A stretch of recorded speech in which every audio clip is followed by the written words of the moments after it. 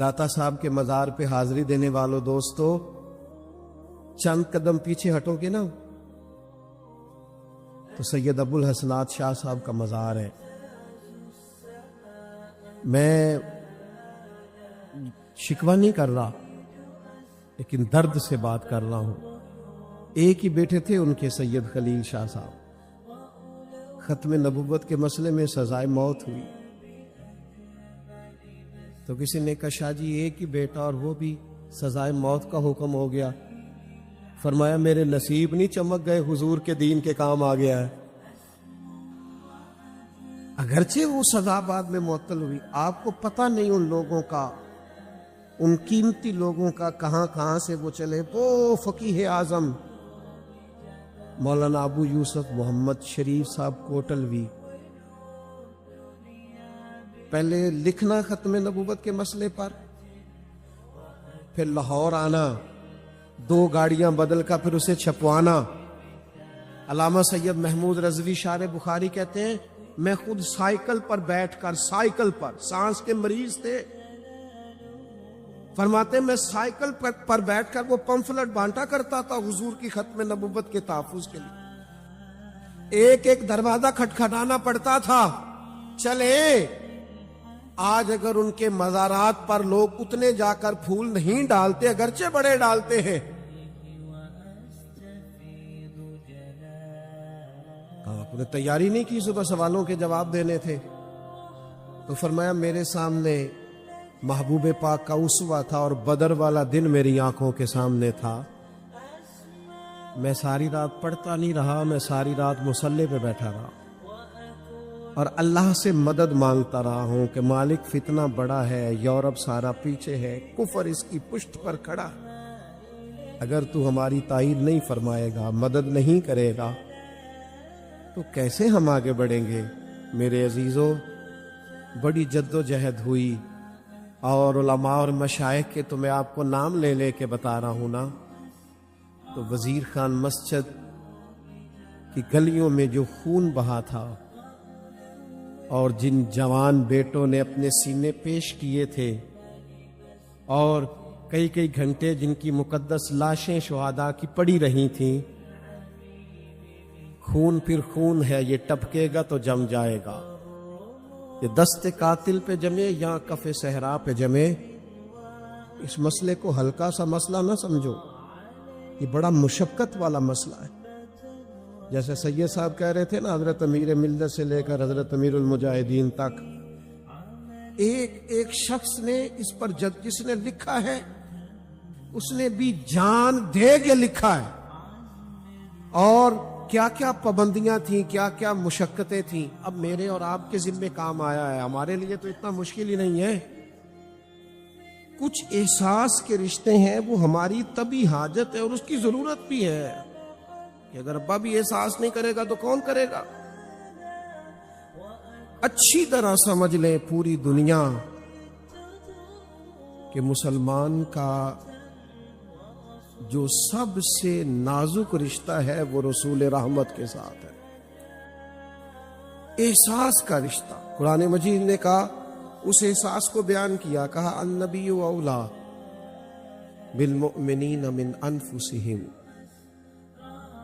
یہ نبی مومنوں سے ان کی جانوں سے بھی زیادہ قریب ہے۔ آپ احساس کے اس حسن کو ملاحظہ کریں، اور نبی کریم صلی اللہ تعالی علیہ وسلم نے جب اس رشتے کو بیان کیا، میں درجنوں احادیث ان کا خلاصہ آپ کے سامنے رکھ سکتا ہوں کہ نبی کریم صلی اللہ تعالی علیہ وسلم نے اس احساس کو کس کس رنگ میں بیان کیا۔ حضور فرماتے ہیں میرا جی چاہتا تھا تہجد کی نماز ضروری قرار دے دوں، لیکن تم میں سے بہت سارے لوگوں کو آزمائش ہوگی، میں نے اپنی چاہت نہیں دیکھی، گویا تمہاری نیند دیکھی ہے۔ آپ اس احساس کی شدت کو دیکھیے، ایک مسواک کا وصول کتنا کو مشکل کام ہے۔ فرمایا میرا جی چاہتا تھا ہر وضو کے ساتھ مسواک ضروری قرار دے دوں، لیکن تمہیں ذرا مشکل ہوگی، لہذا میں یہ ضروری قرار، آپ اس احساس کی شدت کو ملاحظہ کریں کہ بخاری مسلم میں صحیح درجے کی روایت موجود ہے، حضور فرماتے ہیں میں نماز پڑھانے کھڑا ہوتا ہوں اور میرا جی چاہتا ہے میں لمبی نماز پڑھاؤں، جی چاہتا ہے رک کے پوچھا جائے یا رسول اللہ نماز تو اللہ کی عبادت ہے، حضور فرماتے جی چاہتا ہے لمبی نماز پڑھاؤں، اور یاد کراتی دیا۔ وہ بڑی خاموشی سے میرا سارا جلال سہتی رہی اور آخر میں اس نے ایک جملہ کہا اور میں رو دیا اور مجھے اپنے رب سے مانگنے کا طریقہ آ گیا۔ کہنے لگی آپ جتنا چاہیں جلال کریں، جتنا چاہیں ڈانٹیں، پر میرا لباس تو آپ ہی ہے، میرے سر کا تاج تو آپ ہی ہیں، مجھے آپ بتائیں نا، میں آپ سے نہ کہوں تو پھر میں کس سے جا کے کہوں؟ کہتے ہیں بس میں اس کی بات سنی تو میں تڑپ گیا اور میرے آنسو بہے تو وہ کہنے لگی کیا ہوا؟ میں نے کہا اگر اسی رنگ میں اپنے مالک سے کہوں گا نا مالک تو ہی میرا رب ہے، میں تجھ سے عرض نہ کروں تو پھر میں کہاں جاؤں؟ دنیا دار تو اپنے دروازوں کے کواڑ بند کر لیتے ہیں، ان کے چہروں کے تو رنگ بدل جاتے ہیں، کام بتا تجھ سے نہ کہوں تو کس سے کہوں؟ او بھائی کچھ رشتوں میں نزاکت ہوتی ہے، اسے سمجھ لیجئے۔ نبی کریم صلی اللہ تعالی علیہ وسلم نے فرمایا ہے تم میں سے کوئی اتنی دیر تک مومن نہیں ہو سکتا جب تک اس کی خواہشات اس شریعت کے تابع نہ ہو جائیں جو شریعت میں لے کے آیا ہوں۔ یعنی تم نے خواہش بھی وہی کرنی ہے جو رضا مدینے والے معبود کی ہے، یہ تمہاری خواہشات ہی بدل جائیں۔ تیری آرزو ہے کہ وہ تیری آرزو کرے پوری، اور میری آرزو ہے کہ تیری آرزو بدل جائے، تو خواہش ہی وہ کر جو حضور کی رضا ہے۔ پتہ کیا ہوا ہے، یہاں منبر اور محراب سے بھی کچھ اجتہادی خطائیں ہوئی ہیں، ہم نے بھی اپنے بچوں کو اس رشتے کی اس نزاکت سے آگاہ کرنا چھوڑ دیا ہے جس کا صدیوں پہلے فاضل بریلوی کو ادراک ہو گیا تھا۔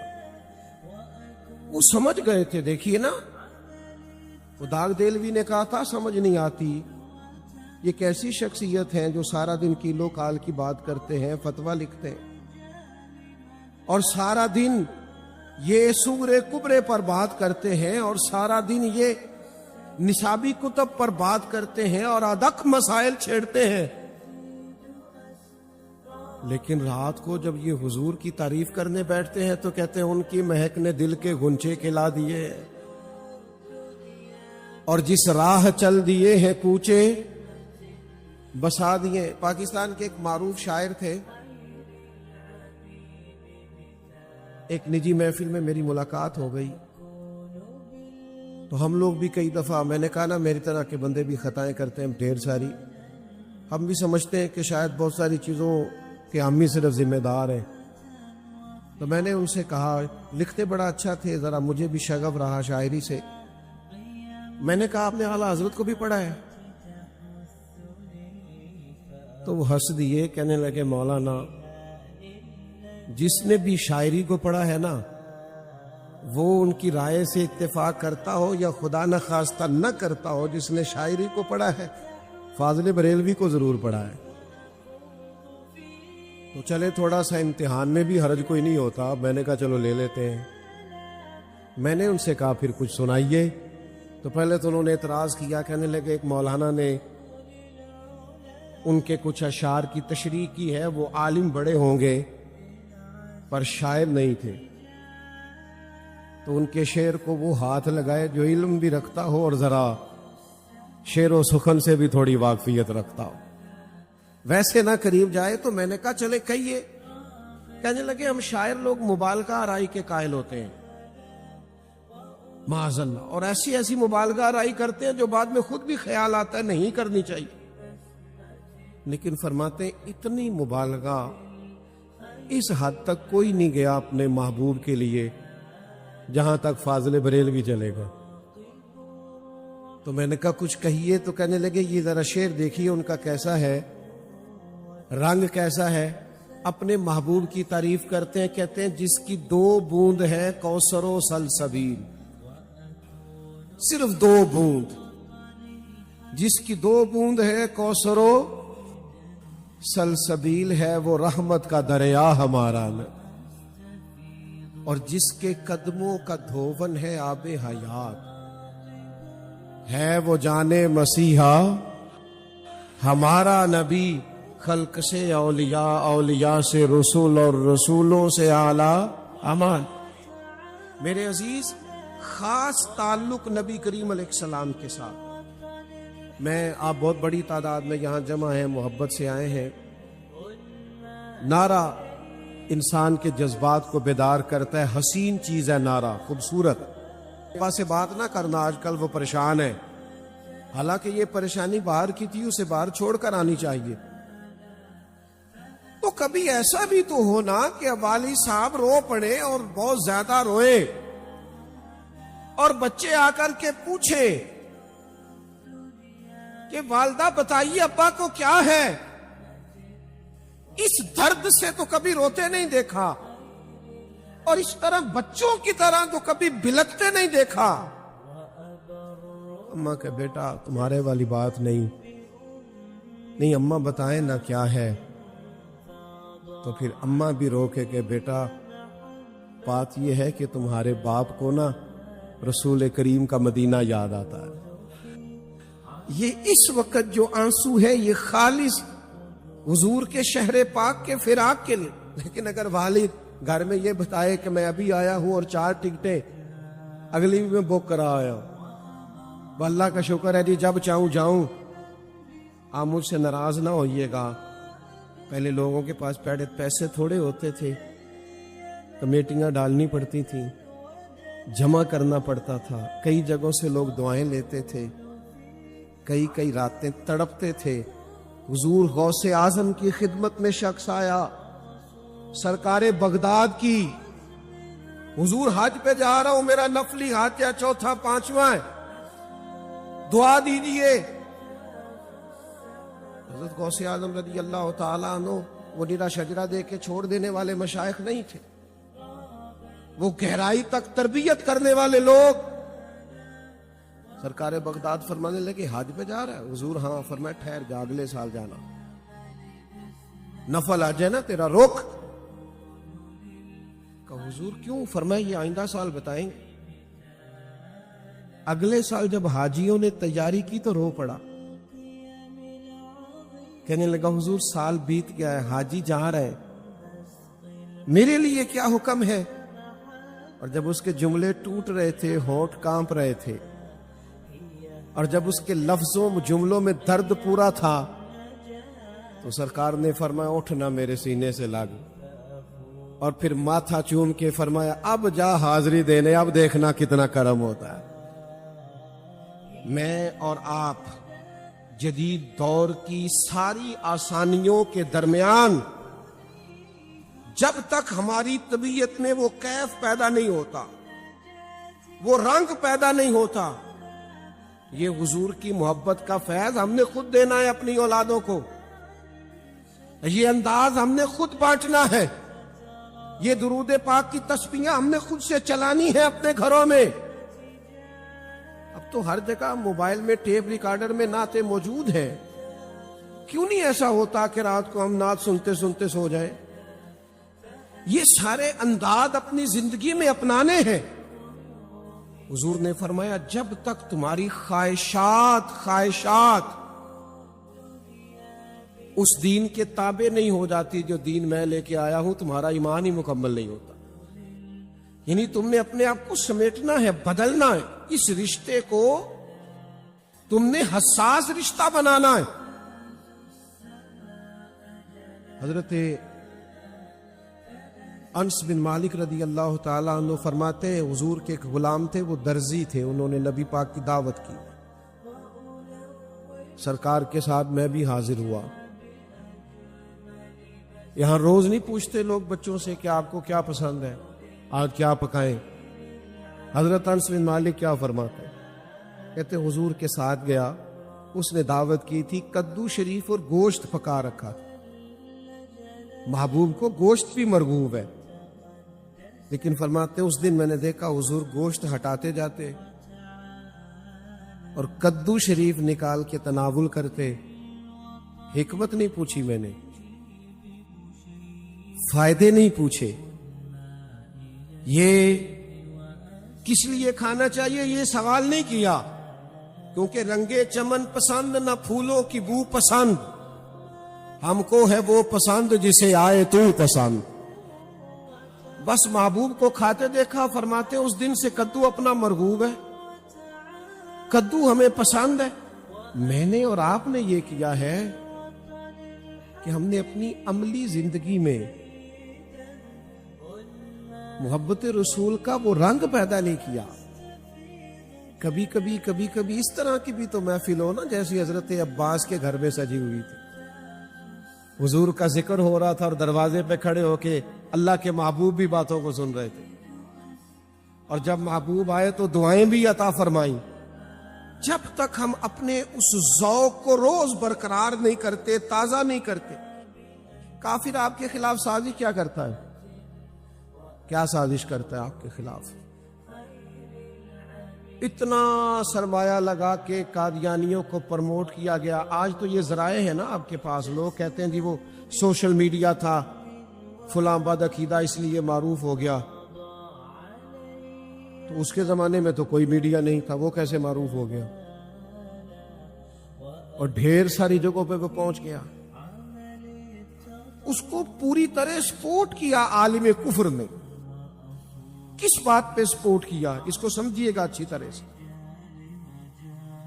حضور علیہ الصلوۃ والسلام نے فرمایا وہ ہم میں سے نہیں ہے جو بیوی کو خاوند کے خلاف اکسائے یا خاوند کو بیوی کے خلاف۔ ایک بات سمجھانے کے لیے یہ روایت عرض کی ہے، گھر کے اندر سارا کچھ موجود ہونا، ساری آسانیاں، اور میاں بیوی کے اندر محبت کا رشتہ نہ ہو تو اس گھر میں رہا نہیں جا سکتا۔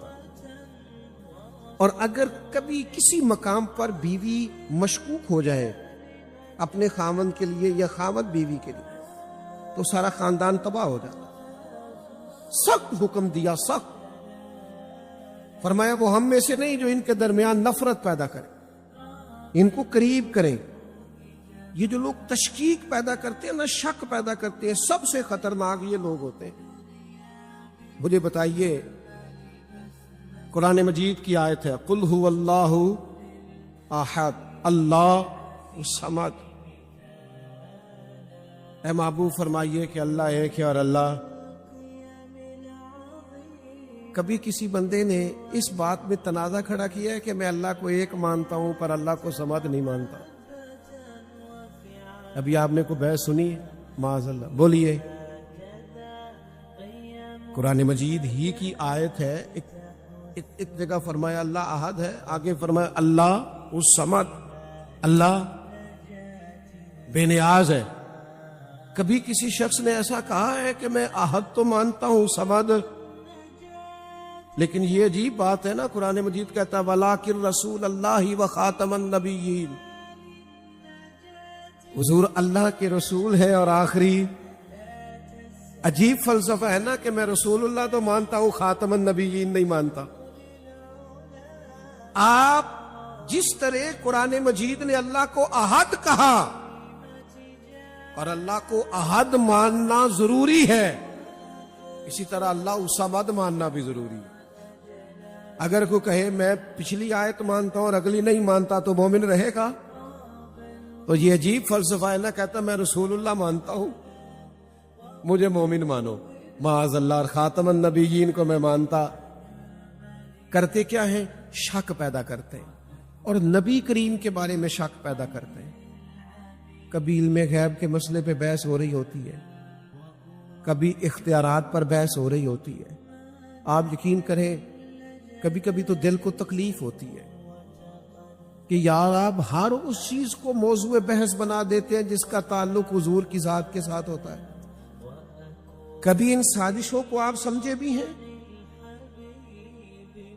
مجھے بتائیے، ایک جلسہ ہے سیرت النبی اور ایک ہے میلاد النبی.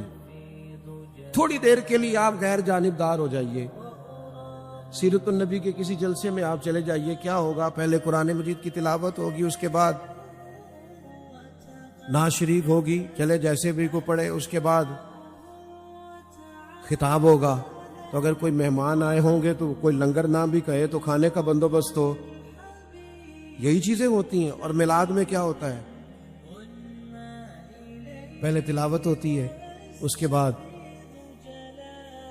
نعت شریف ہوتی ہے، اس کے بعد بیان ہوتا ہے، اور بعد میں کون سی ایسی چیز ہے جسے ناجائز کہا جا سکتا ہے؟ اور شکوہ آپ سے کرنے لگا ہوں، خو کرے حمد سے تھوڑا سا گلا بھی سن لے. او یارو، میلاد شریف آ رہا. میلاد تو جذبات کا نام ہے، میلاد تو نذرانے پیش کرنے کا نام ہے، میلاد تو ان کی بارگاہ میں گجرے اور درود و سلام کے تحفے پیش کرنے کا نام ہے. میلاد تو یہ ہے کہ تم مٹا ہوا ہو، تو کبھی دریاں بچھا رہا ہو، نیرا تو صدر بن کے نہ بیٹھا ہو میری طرح کرسی پہ. کبھی تو دریاں بچھائے، کبھی تو جھاڑو دے، کبھی تو پتیاں لگائے، کبھی تو پھول برسائے، کبھی تو کسی چیز کا اہتمام کرے اور کوئی تجھ سے پوچھے میاں یہ کیا ہو رہا ہے؟ وہ تمہیں پتہ نہیں میں یاد رسول میں محو ہو کے جی رہا ہوں.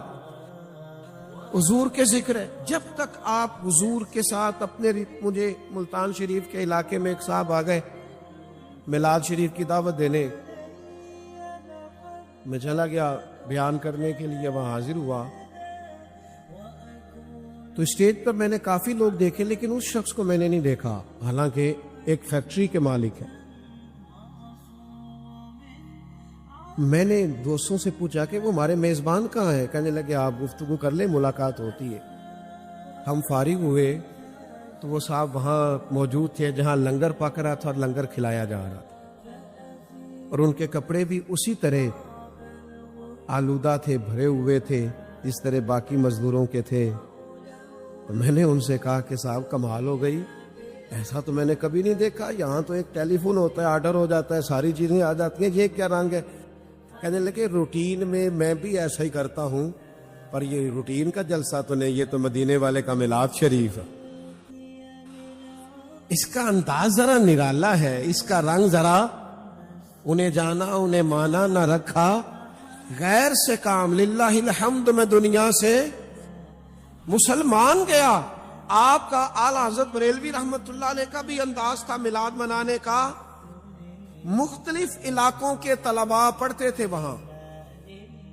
کھانا ہر شہر میں اچھا ہی پکتا ہے، پر ذائقہ اپنا اپنا ہوتا ہے. کچھ خاندان نمک تھوڑا زیادہ کھاتے ہیں، کوئی تھوڑا کم، کوئی تھوڑا سا کسی چیز کو زیادہ پکا کے کھاتے ہیں، کچھ تھوڑا سا کم. ذائقہ اپنا اپنا ہوتا ہے. جب میلاد کا موقع آتا تو فاضل بریلوی طلباء کو بلاتے. آپ کہاں کے ہیں؟ حضور میں بنگال کا ہوں. کس طرح کا کھانا پسند کرتے ہو؟ میں اس طرح کا. فرمایا اس کے لیے ذرا اس طرح کا بنا دو. آپ کہاں کے ہیں؟ حضور میں پنجاب کا ہوں. کس طرح کا کھانا؟ حضور میں اس طرح کا. میرے محبوب کا میلاد ہے، ذرا اس طرح کا بنا دو. حضور کے ساتھ رشتے کی نزاکت، آپ کے مزاج کی باریکی. ہم صوفیاء کی جماعت ہے. ایک بڑے صاحب دل بزرگ ایک دفعہ آ گئے تو مجھے کہنے لگے یہ صوفیاء کے رنگ میں ہمیں مسئلہ بتائیں ختم نبوت کا. صوفیاء کس رنگ میں ختم نبوت کا مسئلہ؟ تو میں نے انہیں بابا فرید صاحب کا ایک واقعہ سنایا. آپ کو بھی سنا دوں. مجھے میرے میزبان کہہ رہے تھے کان میں آ کے کہ تقریر تھوڑی لمبی کیجیے گا. تو میں نے ان سے کہا کہ اب ہمارا یہ مسئلہ ہے کہ خواہش ہوتی ہے کہ ایک ہی آنسو میں کہہ دوں غم دل، طوفان بیدا لانے سے بھی یہ چشم فائدہ، 2 اشک ہی کافی ہیں اگر اثر کرے تو. آپ اگر اس بات کو سمجھ گئے، ابھی تک میں اس نقطے میں ہوں کہ ذرا اس میں نزاکت پیدا کریں، اس میں حسن پیدا کریں، آپ یقین کریں قادیانی آپ کے سامنے اپنا نام نہیں لے سکتے اگر رشتہ نازک ہو جائے آپ کا حضور کے ساتھ صحیح مانو، وہ نام نے اس کی جرت نہیں ہے وہ کھڑا ہو کے کہہ سکے، صرف شرط یہ ہے کہ نزاکت ہو ہمارے اندر، وہ والی جو محبوب کی غلامی میں نزاکت ہوتی۔ بابا فرید صاحب رحمت اللہ علیہ کا بڑا عشق تھا حضرت خواجہ قطب الدین بختیار کاکی سے، اپنے مرشد سے، بس بات سمیٹنے لگا ہوں، بات پر غور کرنا، بڑا عشق کرتے تھے۔ تو خواجہ یجب صاحب کے سامنے رکھتی، اب تو ناراض ہو گئے، فرمانے لگے کہاں گئے ہو بھائی، میں تمہیں کیا کہہ رہا ہوں، آؤ پیر صاحب کے سامنے رکھو۔ بابا فرید صاحب رو پڑے، ان کے سوانح نگار نے لکھا ہے تڑپ کے روئے، کہنے لگے حضور غلطی ہو گئی، معاف کر دیں، آپ کو 3 دفعہ کہنا پڑا۔ پھر اٹھایا، ہاتھ کانپ رہے ہیں، رو رہے، اور جب بڑے نا دوبارہ خواجہ قطب کے سامنے تو حضرت خواجہ اجمیر عطائے رسول ہند الولی حضرت خواجہ اجمیری اٹھے، بابا فرید کا ماتھا چوما اور کھانا رکھا، پھر خواجہ قطب کے سامنے فرمانے لگے قطب الدین فرید کو کچھ نہ کہہ یار، اسے تیرے سوا نظر ہی کوئی نہیں آتا۔ او سنو لوگو، ہمارا مسئلہ کیا ہے؟ مسلمانوں کا مسئلہ یہ ہے کہ ہمیں مدینے والے محبوب کے علاوہ نظر ہی کوئی نہیں آتا۔ ہم کہتے ہیں بس انہیں جانا انہیں مانا، نہ رکھا غیر سے کام، للہ الحمد میں دنیا سے۔ اور کچھ لوگوں کو بعض اوقات اجازت ہوتی ہے کہ چلیں آپ کچھ کر لیں، کسی اور طرف دیکھ لیں۔ چونکہ میں نے واقعہ بیان کیا ہے تو میں ایک روایت بخاری کی پڑھ دوں، بات پکی ہو جائے۔ حضور مسجد نبوی میں تشریف لائے، حضرت عمر تورات پڑھ رہے تھے، محبوب دیکھ لیا، حضور ناراض ہو گئے، یا رسول اللہ یہ تورات اللہ کی کتاب ہے۔ فرمایا عمر تم تورات پڑھ رہے ہو؟ گویا محبوب کریم حضرت عمر کو کہہ رہے ہیں میرے علاوہ ادھر ادھر دیکھنا چاہ رہے ہو؟ فرمایا تم تورات پڑھ رہے ہو؟ قسم اللہ کی عزت کی، اگر حضرت موسیٰ کلیم آج حیات ظاہرہ میں ہوتے تو میرا کلمہ پڑھ کے میری پیروی کرتے۔ دوستو جب تک آپ اس پر پوری طور پر اور عملاً آپ کی ترجیح ہو، آپ کی اس بات میں نزاکت، ایسا نہ ہو کہ محفل میں تو آپ لوگ بچوں کو محبت رسول کی بات بتا رہے ہیں اور گھر جا کے انہیں پیسے اکٹھے کرنے والی مشین بنا رہے ہیں۔ اس کی بھی ایک حد ہے، اسے دائرے میں رکھیں، لیکن ہماری نسلیں اگر اتنی مضبوط ہو جائیں، اتنی طاقتور ہو جائیں کہ ان کا ذہن بن جائے کہ ہمارا سب سے مضبوط اور طاقتور رشتہ رسول پاک کے ساتھ ہے، آپ یقین کریں یہ فتنے، یہ ان کی تو جرت نہیں ہے کہ یہ نام بھی لے سکے ہماری نوجوان نسل کے سامنے اپنا، صرف کہیں میرے جیسے لوگوں سے، کہیں والدین سے، کہیں اساتذہ سے کمزوریاں رہتی ہیں، ہمیں انہیں تسلیم کرنا چاہیے اور آنے والی نسل کو خبردار کرنا چاہیے ان ساری چیزوں۔ جب ہمارے گھر میں بھائی میرا ایک دیہات سے تعلق ہے، والدین اگر کسی پڑوسی سے ناراض ہو جاتے تھے تو بالکل جب چھوٹے تھے نا، شعور بھی پختہ نہیں تھا، تو کوئی ہمسایہ کوئی مہمان آ کے کہتا تھا نا اندر سے ذرا بلا دو، تو کہتے تھے ہم نے نہیں بلانا، ہماری ان سے ناراضگی چلتی ہے۔ حالانکہ ہماری ناراضگی، آپ کے ساتھ بھی ایسا ہوا ہے کبھی؟ اتنے پکے تھے والدین کی محبت میں کہ 3-4 سال کی عمر پڑوسی کے گھر نہیں جاتے تھے اس لیے کہ ہمارے ابا اسے۔ تو بھئی ہم اپنے والدین کی محبت میں اتنے پکے ہیں تو مدینے والے محبوب کی محبت میں آپ کو اس کو سمجھنا ہے۔